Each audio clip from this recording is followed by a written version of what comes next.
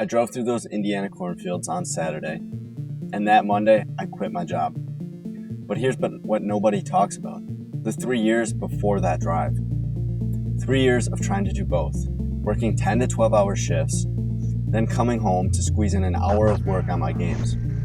Living in this constant state of almost ready to make the jump, almost good enough, almost brave enough. The almost, that was killing me. The fear wasn't about failing game development. The fear was about admitting I'd been lying to myself for 3 years. Every day I stayed at that warehouse, I was choosing safety over my dreams. And the worst part, I was getting pretty good at justifying it. I need more money. I'll make the switch once I'm better. Just a few more months. But here's what I learned.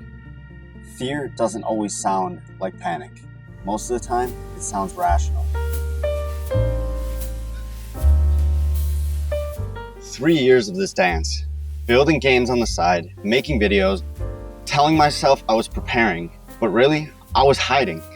Because as long as game development stayed a hobby, it couldn't hurt me. If I never fully committed, I could never fully fail. The warehouse job was my safety net and my prison. You know what the breaking point was? It wasn't one bad day at work. It was realizing that every day I stayed, I was choosing someone else's dream over mine.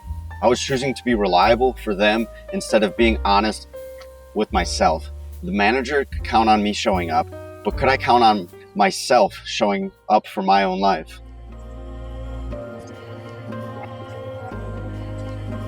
Then came that Saturday drive to Cincinnati, 3 hours of cornfields and silence. No distractions, no excuses, just me and the truth I'd been avoiding for 3 years. In that silence, everything became clear. I wasn't afraid of failing at game dev. I was afraid of succeeding at the wrong life. What if I got really good at the warehouse job? What if I got promoted?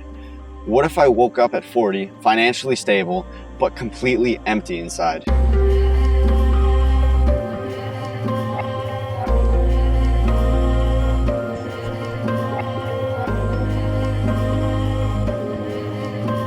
That's when I realized that there's two different types of regret in life.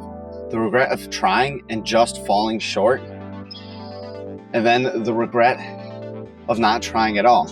One stings for a moment, the other stings for a lifetime.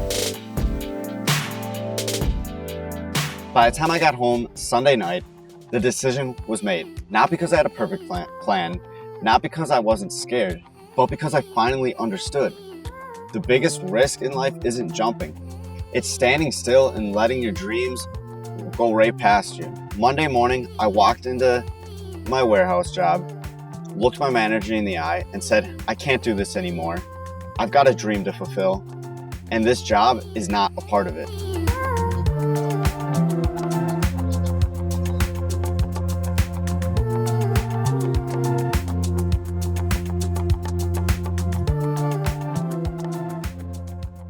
Here's what those 3 years taught me. You don't overcome fear by waiting for it to go away. You overcome fear by finally getting more afraid of staying stuck than you are moving forward. The cornfields didn't give me courage. They gave me clarity. And clarity, that's what kills fear.